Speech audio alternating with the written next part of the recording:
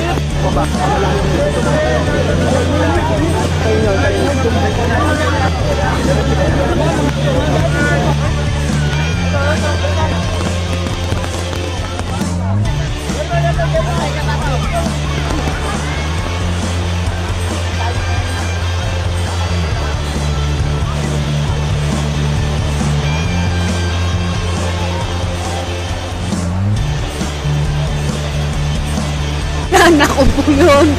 Karami ko yan sa buhay ko. Anak buhay ko.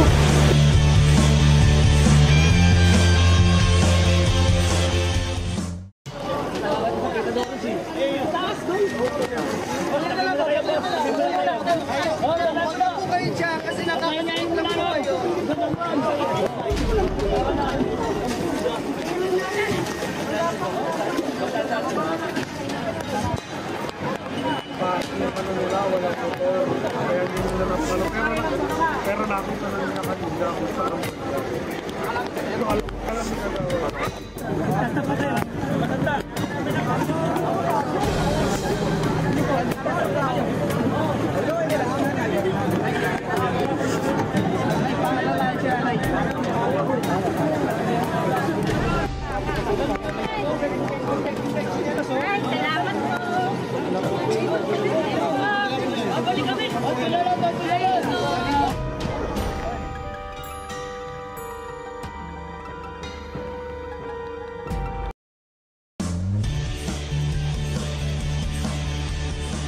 Naging super bagyo na po si Karina habang ito ay nagpapalakas sa bagat.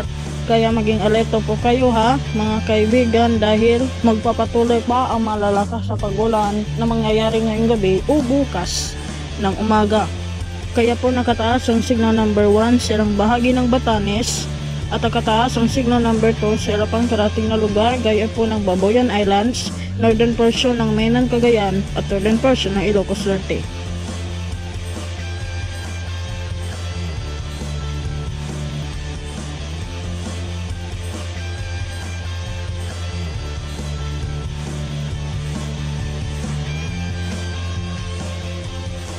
Magandang gabi po, nakatutok pa din ang buong pwersa ng RBN Integrated News and Current Affairs tungkol po sa kanalasan ng bagyong si Karina at tungkol po sa kaligtasan po ninyo.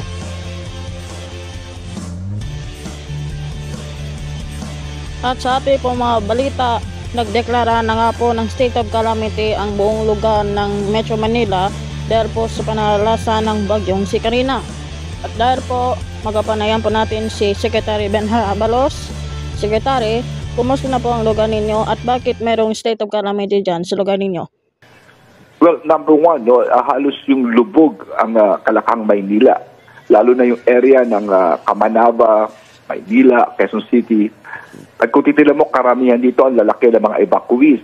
Quezon City lamang, 22,000 ang evacuees ni Mayor Joy. At marami pang iba. So dahil dito, padilim pa ngayon, tapos sa Marikina pa, kaya ito yung after assessment ng lahat ng mga daan, lahat na talagang kami ay nag-meeting ng mga mayors ng Metro Manila, ngayon lang, alauna, at nireview namin ang developments na nangyari sa Kalakang